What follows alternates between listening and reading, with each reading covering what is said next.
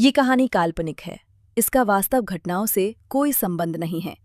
हमारा उद्देश्य वाचकों का मनोरंजन करना है। कुछ देर बाद श्रेयस कॉफी का कप लेकर ऊपर अपने कमरे की ओर चला गया। जाते जाते उसने इशारे से प्रीति को भी ऊपर आने को कहा। थोड़ी देर बाद प्रीति संकोच के साथ कमरे में पहुंची। कमरे में आते ही श्रेयस ने दरवाजा अंदर से बंद कर लिया और धीरे धीरे उसके करीब आ गया। नरम सी आवाज में बोला, सच में पकौड़े बहुत अच्छे बने थे। उसने हल्के से प्रीति के हाथों को छूते हुए उन पर स्नेह भरा स्पर्श किया। प्रीति असहज हो गई। उसके भीतर एक अनजाना डर फिर से जाग उठा। कमरे की हवा अचानक भारी सी लगने लगी। श्रेयस का व्यक्तित्व उस पल और भी प्रभावशाली महसूस हो रहा था। मजबूत काया, सख्त अनुशासन और हावी होती उपस्थिति। प्रीति अपने भीतर खुद को और भी छोटा महसूस करने लगी। वह कुछ कहना चाहती थी, लेकिन शब्द गले में अटक गए। कमरे में एक गहरी खामोशी छा गई। ऐसी खामोशी जिसमें दोनों की मनःस्थिति एक दूसरे से बिल्कुल अलग थी। अगले ही पल वह उसे धीरे धीरे बिस्तर की ओर ले गया। उसे बिस्तर पर लेटा दिया। प्रीति के भीतर एक अनकहा डर फिर से सिर उठाने लगा। बिस्तर पर प्रीति चुपचाप लेटी हुई थी। श्रेयस ने उसे अपनी बाहों में सहेज रखा था, जैसे कोई नाजुक सी चीज जो टूट न जाए। प्रीति की सांसें अब भी थोड़ी तेज थीं। हिम्मत जुटाकर उसने बहुत हल्की घबराई हुई आवाज में कहा, अभी नहीं, रात को सब कर लेंगे। क्या मैं किचन में जाऊं? खाना बनाना है। उसकी आवाज में कर्तव्य की चिंता थी और मन में दबा हुआ डर भी। घर के भीतर काम करने वाले लोगों की संख्या जानबूझकर कम रखी गई थी, ताकि अंदर की बातें बाहर न जाएं। रसोई में सिर्फ एक भरोसेमंद ईमानदार महिला आती थी और उसके साथ हाथ बटाने के लिए प्रीति को जाना था। श्रेयस ने उसे और कसकर अपने पास रोका। उसकी आवाज में अजीब सा अपनापन था। मत जाओ। प्रीति कुछ नहीं बोली, बस चुपचाप उसकी बात सुनती रही। कुछ पल बाद श्रेयस ने हल्के से उसके होठों पर स्नेह भरा स्पर्श किया। कोई आग्रह नहीं, कोई जोर नहीं। फिर वह धीरे से उसके ऊपर से हटा और शांत स्वर में बोला, जाओ किचन में, लेकिन काम जल्दी निपटा कर आना। मैं तुम्हारा इंतजार करूंगा। प्रीति उठी। उसके मन में अभी भी कई सवाल थे, लेकिन उस क्षण उसने उन्हें अपने भीतर ही दबा लिया। फार्मा हाउस आए प्रीति को 2 दिन हो चुके थे। इन 2 दिनों में श्रेयस के मन में एक अनजानी सी आदत बनती जा रही थी। उसे अब प्रीति का पास होना अच्छा लगने लगा था। बिना चाहे बिना सोचे उसका सान्निध्य मन को अजीब सी सुकून भरी स्थिरता दे रहा था। इसी बीच शिल्पा ने श्रेयस से कहा, प्रीति रोज घर बैठकर बोर हो जाएगी, क्यों ना मैं उसे अपने साथ ऑफिस ले जाऊं? श्रेयस ने थोड़ा रुककर सिर्फ इतना कहा, यह बात प्रीति से पूछ लेना। रात के भोजन के समय सभी एक साथ बैठे, लेकिन प्रीति अब भी रसोई के पास काम वाली आंटी के साथ खाने के लिए रुक गई थी। उसमें हिम्मत नहीं थी कि वह उनके सामने बैठकर भोजन करे। वे सब उसके लिए अब भी बहुत बड़े लोग थे और वह खुद को अब भी एक साधारण लड़की ही मानती थी, जो कभी उनके घर काम करने आती थी। लेकिन श्रेयस, शिल्पा और तेजस, तीनों के आग्रह पर आखिरकार वह उनके साथ खाने बैठ गई। भोजन के दौरान शिल्पा ने हल्के स्वर में पूछा, कल से तुम मेरे साथ ऑफिस चलोगी? वहां थोड़ा बहुत काम होगा तो मेरी मदद कर दोगी, वरना घर पर अकेली बोर हो जाओगी। प्रीति ने धीरे से सिर झुकाया।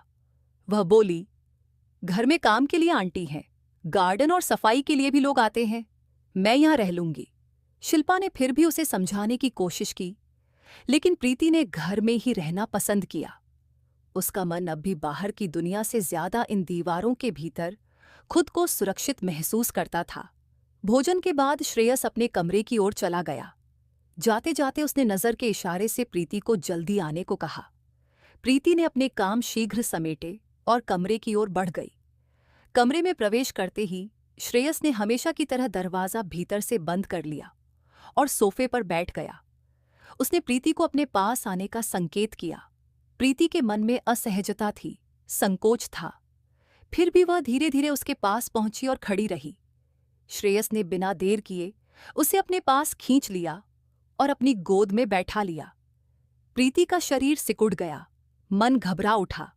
श्रेयस उसके गाल पर उंगलियां फिराते हुए हल्के स्वर में बोला, शिल्पा के साथ ऑफिस आ जाओ ना, घर में अकेली बैठकर क्या करोगी? हमने तो सबको यही बताया है कि तुम शिल्पा की काम में मदद के लिए आई हो। वह आगे बोला। शिल्पा हर रोज ऑफिस नहीं जाएगी, फार्म हाउस से जाना आना वक़्त लेता है। जब जब वह जाएगी तुम भी उसके साथ आ जाया करना। प्रीति कुछ कह नहीं पाई, डर उसकी आवाज पर हावी था। श्रेयस ने फिर समझाते हुए कहा, चलो ना, इस बहाने मेरा ऑफिस भी देख लोगी। इस बार प्रीति इनकार नहीं कर सकी, उसने धीरे से सिर हिला दिया और श्रेयस के मन में एक शांत सी खुशी उतर आई कि अब अगले दिन प्रीति उसकी दुनिया के और करीब आने वाली थी। हर रात की तरह गहरी नीरवता के बीच श्रेयस ने प्रीति को अपनी मजबूत बाहों में सहेज लिया। उसका स्पर्श अब कठोर नहीं था, उसमें एक अनकहा अपनापन उतर आया था।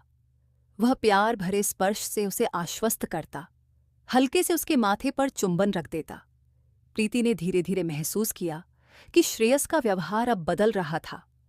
पहले जैसी क्रोध की छाया न थी, न ही वह पीड़ा जिससे उसका मन सिकुड़ जाता था। यदि कभी नज़दीकियों के क्षणों में प्रीति की सांसें उलझ जातीं या असहजता उसके स्वर में झलक जाती, तो श्रेयस तुरंत संयम साध लेता। उसके स्पर्श में अब जल्दबाजी नहीं, बल्कि सावधानी और संवेदनशीलता बसने लगी थी। अगली सुबह प्रीति शिल्पा के साथ कार्यालय जाने के लिए तैयार हो रही थी। तभी श्रेयस ने हल्के से कहा, आज मेरी पसंद की ड्रेस पहनना। प्रीति ने कुछ न कहा, बस उसकी बात मान ली। तैयार होकर जब वह नीचे आई तो शिल्पा ने मुस्कुराते हुए उसे छेड़ा, मैंने तो कितनी बार बुलाया, तुम मानती ही नहीं थी। लगता है रात ने तुम्हारा मन बखूबी बदल दिया है। शिल्पा की इस बात पर प्रीति के चेहरे पर एक अनजानी लज्जा उतर आई। वह नजरें झुका गई, पर वहां खड़े श्रेयस के मन में एक अलग ही संतोष जाग उठा। प्रीति के नाम के साथ इस तरह की हल्की सी छेड़छाड़ अब उसे अच्छी लगने लगी थी। आज प्रीति सचमुच खूबसूरत लग रही थी। उसके चेहरे पर सादगी और आंखों में संकोच की एक नई चमक थी। कुछ ही देर में चारों कार में सवार हुए और दिल्ली की सड़कों को पीछे छोड़ते हुए कार्यालय की ओर निकल पड़े। लगभग 2 घंटे की यात्रा के बाद वे ऑफिस पहुंचे। पूरे रास्ते श्रेयस की नजर बार बार अनायास ही प्रीति पर ठहर जाती, मानो अब उसकी मौन उपस्थिति भी उसे सुकून देने लगी हो। कार्यालय के सामने जैसे ही गाड़ी आकर रुकी, प्रीति ने उतरते उतरते जब सामने देखा तो कुछ पल के लिए स्तब्ध रह गई। इतना विशाल साम्राज्य और उसके बीच यह भव्य कार्यालय, एक ऊंची, आधुनिक और अत्यंत विशाल इमारत, जिसे देखकर ऐसा प्रतीत होता था कि यदि भीतर प्रवेश किया जाए तो उसके गलियारों में कोई खो ही जाए। प्रीति के मन में आश्चर्य और संकोच एक साथ उभर आए। शिल्पा उसे अपने साथ अंदर ले गई। जैसे ही श्रेयस और तेजस कार्यालय में दाखिल हुए, पूरा स्टाफ तुरंत खड़ा हो गया। हर ओर से गुड मॉर्निंग सर की आवाजें गूंज उठीं। प्रीति ने ध्यान दिया, कर्मचारियों के व्यवहार में सम्मान तो था, पर उसके साथ साथ एक अनुशासित भय भी। उसकी नजर आसपास पर गई। वहां अनेक सुशिक्षित, आत्मविश्वास से भरी और उससे कहीं अधिक आकर्षक युवतियां कार्यरत थीं। उस पल प्रीति को अपनी साधारणता और अधिक चुभने लगी। शिल्पा उसे सीधे अपने केबिन में ले गई। श्रेयस के मन में यह जानकर एक अजीब सी खुशी थी कि आज प्रीति उसके ही कार्यालय में मौजूद थी। कुछ ही देर में वह और तेजस अपने अपने केबिन में चले गए, पर श्रेयस अधिक देर अपने स्थान पर ठहर नहीं पाया। प्रीति को देखने की इच्छा उसे खुद ब खुद शिल्पा के केबिन तक ले आई। शिल्पा ने प्रीति को टाइपिंग का काम दिया था।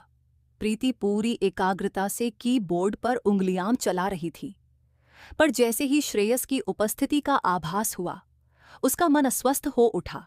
अनजाने में ही हृदय में पुराना भय फिर से जग गया।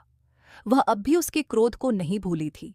उसी क्रोध ने उसके जीवन में कई घाव छोड़े थे, इसलिए श्रेयस के प्रति एक अदृश्य डर उसके भीतर जड़ जमा चुका था। पर आज श्रेयस उसे भयभीत नहीं, बल्कि सहज करने का प्रयास कर रहा था। शिल्पा अब समझ चुकी थी, श्रेयस का अचानक केबिन में आना संयोग नहीं था। श्रेयस ने तीनों के लिए कॉफी मंगवाई, फिर प्रीति से काम के बारे में पूछते हुए उसके पास आकर खड़ा हो गया। जरा मैं भी देखूं, शिल्पा ने तुम्हें क्या टाइप करने दिया है? शिल्पा यह सब चुपचाप देख रही थी। ये पहली बार था जब उसने श्रेयस को किसी लड़की के प्रति इतनी रुचि और इतना महत्व देते देखा था। उसी समय ऑफिस बॉय रमेश कॉफी लेकर आया और नियम के अनुसार डोरबेल बजाई। यहां किसी भी केबिन में सीधे प्रवेश अनुशासन के विरुद्ध था। पहले अनुमति, फिर प्रवेश। डोरबेल की आवाज सुनते ही श्रेयस तुरंत प्रीति के पास से हटकर शिल्पा के सामने कुर्सी पर आकर बैठ गया। रमेश ने काइन फी टेबल पर रखकर वहां से चला गया। शिल्पा ने प्रीति को उनके साथ बैठकर कॉफी पीने के लिए बुलाया। प्रीति, शिल्पा और श्रेयस तीनों कॉफी लेने लगे। प्रीति श्रेयस के सामने ही बैठी थी। श्रेयस की नजर बार बार प्रीति की ओर जा रही थी। इसकी वजह से प्रीति को असहज महसूस हो रहा था।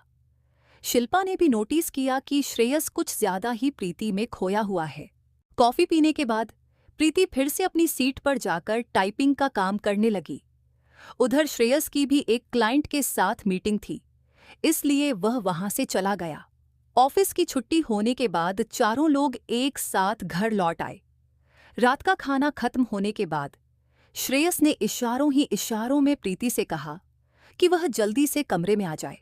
प्रीति ने सारे काम निपटाए और फिर कमरे में चली गई। हर रोज की तरह श्रेयस ने कमरे का दरवाजा अंदर से बंद कर दिया। प्रीति का दिल जोर जोर से धड़कने लगा।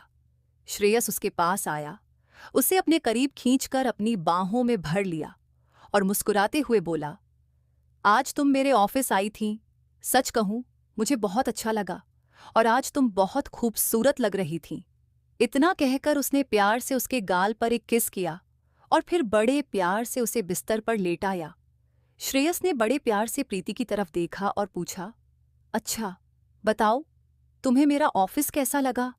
प्रीति ने हल्की सी घबराहट के साथ जवाब दिया, ऑफिस बहुत बड़ा है। इतना बड़ा ऑफिस मैंने आज तक कभी नहीं देखा। उसकी बात सुनकर श्रेयस हल्के से मुस्कुराया और उसे अपने करीब खींच लिया। अचानक इतनी नज़दीकी से प्रीति का दिल फिर तेजी से धड़कने लगा। वह आज भी श्रेयस से बहुत डरती थी।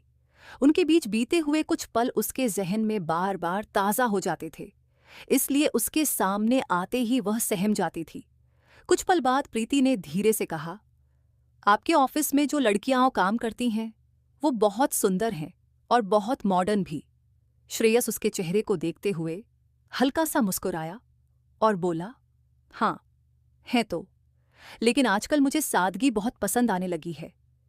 यह सुनकर प्रीति ने हैरानी से उसकी तरफ देखा, फिर झट से अपनी नजरें झुका लीं। श्रेयस ने उसकी झिझक तुरंत महसूस कर ली। वह मुस्कुराया और बोला, हाँ सच कह रहा हूं, मुझे तुम्हारी जैसी सीधी सादी लड़की पसंद है। यह सुनते ही प्रीति असहज हो गई। वह धीरे से थोड़ा पीछे हटने लगी। श्रेयस ने फिर से उसका हाथ पकड़कर उसे अपने करीब कर लिया और पूछा, क्या हुआ, इतनी दूर क्यों जा रही हो? प्रीति ने धीमी आवाज में कहा, सर, मेरे जैसी सीधी सादी लड़की सिर्फ इस कमरे तक ही सीमित है। आप बहुत बहुत अमीर हैं, इसलिए आपकी पसंद भी शायद आपके स्टेटस जैसी ही होनी चाहिए। श्रेयस उसकी आंखों में देखते हुए हल्की मुस्कान के साथ बोला, क्या एक अमीर लड़के को तुम्हारी जैसी प्यारी लड़की पसंद नहीं आ सकती? पसंद कभी स्टेटस देखकर नहीं होती प्रीति, दिल देखकर होती है। प्रीति कुछ पल चुप रही, फिर उसने धीमी आवाज में कहा, सर, आपको शायद याद नहीं है, मैंने आपको लिखकर दिया था कि हमारे बीच सिर्फ एक शारीरिक रिश्ता होगा। इसके अलावा हमारे बीच कभी कोई और रिश्ता नहीं होगा। इतना कहते ही उसने अपनी नजरें झुका लीं। प्रीति की बात श्रेयस के दिल को चुभ गई। वह कुछ पल बिल्कुल खामोश रहा, फिर धीरे से उसे अपने से अलग करते हुए बोला, आज मैं बहुत थक गया हूं, चलो सो जाते हैं। प्रीति तुरंत समझ गई कि उसकी बात श्रेयस को अच्छी नहीं लगी। वह झिझकते हुए बोली, आज आप कुछ नहीं करेंगे? आपका मूड नहीं है क्या? श्रेयस ने उसकी तरफ देखा भी नहीं। वह बिना कुछ कहे चुपचाप बैठा रहा। अब प्रीति को अपनी गलती का एहसास होने लगा। वह उसके पास आकर धीमे स्वर में बोली, सॉरी सर, शायद मैं कुछ ज्यादा ही बोल गई। प्लीज मुझसे नाराज मत होइए। जब आप मुझसे बात नहीं करते तो मुझे बहुत डर लगता है। प्लीज कुछ तो बोलिए। लेकिन श्रेयस फिर भी खामोश रहा। प्रीति समझ नहीं पा रही थी कि उसे कैसे मनाए। अचानक प्रीति मुस्कुराने की कोशिश करते हुए बोली, आज थोड़ा सा ड्रिंक करें प्लीज। श्रेयस बिना कुछ बोले उठा। उसने दोनों के लिए ग्लास में ड्रिंक डाली। एक ग्लास प्रीति के सामने रखा और दूसरा खुद उठा लिया। प्रीति ने एक ही सांस में अपना पूरा ग्लास खाली कर दिया।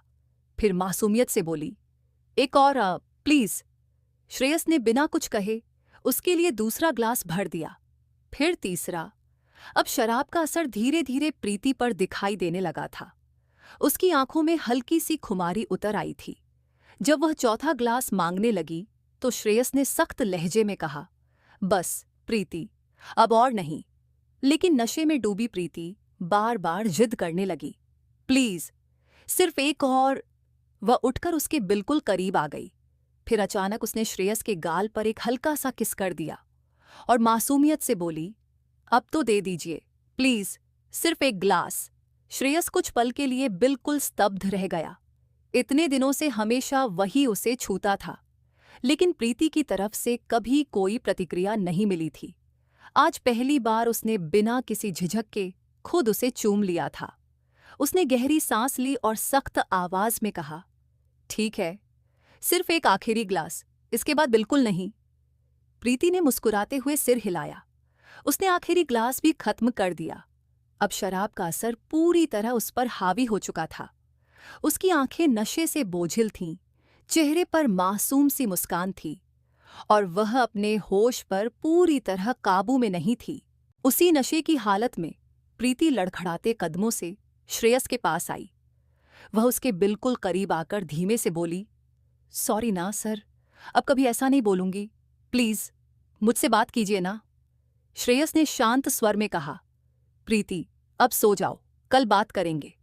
लेकिन प्रीति उसकी बात सुनने के मूड में नहीं थी। शराब का असर उस पर पूरी तरह हो चुका था। वह जाकर श्रेयस की गोद में बैठ गई और मासूमियत से बोली, आज सच में कुछ नहीं करेंगे? मुझसे नाराज मत होइए ना। इतना कहकर उसने उसे कसकर गले लगा लिया।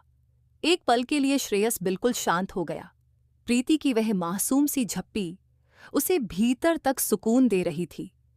उसका मन कर रहा था कि वह यूं ही हमेशा उसकी बाहों में रहे, लेकिन उसने खुद को संभालते हुए कहा, बस अब सो जाओ, तुम्हें ड्रिंक ज्यादा हो गई है।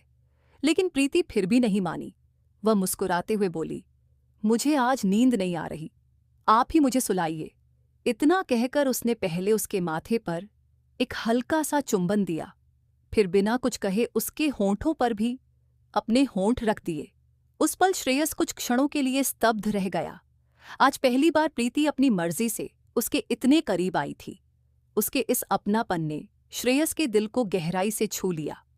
वह भी उसकी भावनाओं में बहने लगा, लेकिन फिर भी खुद को संयत रखने की कोशिश कर रहा था। जब उसने देखा कि श्रेयस अब भी चुप है, तो प्रीति ने उसे फिर से अपने करीब खींच लिया और लंबे समय तक उसे चूमती रही। अब श्रेयस के लिए खुद पर काबू रखना मुश्किल हो गया।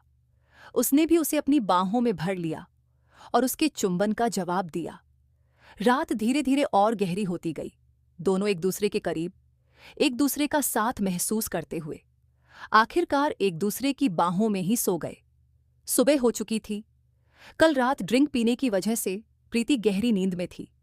वह बिल्कुल किसी मासूम बच्चे की तरह सो रही थी। श्रेयस कुछ देर तक उसके चेहरे को निहारता रहा। उसके होंठों पर हल्की सी मुस्कान आ गई।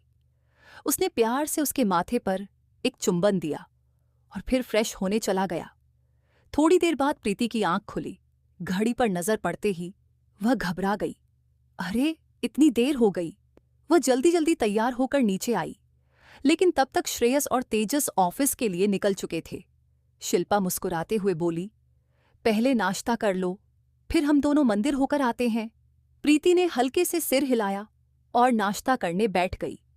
शाम को जब श्रेयस और तेजस ऑफिस से लौटे, तब से ही प्रीति को पिछली रात की बहुत सी बातें याद आने लगीं।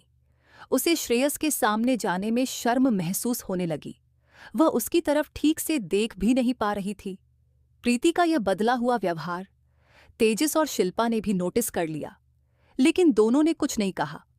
रात हुई तो फिर कमरे में जाने का समय आ गया। प्रीति झिझकते हुए कमरे में दाखिल हुई।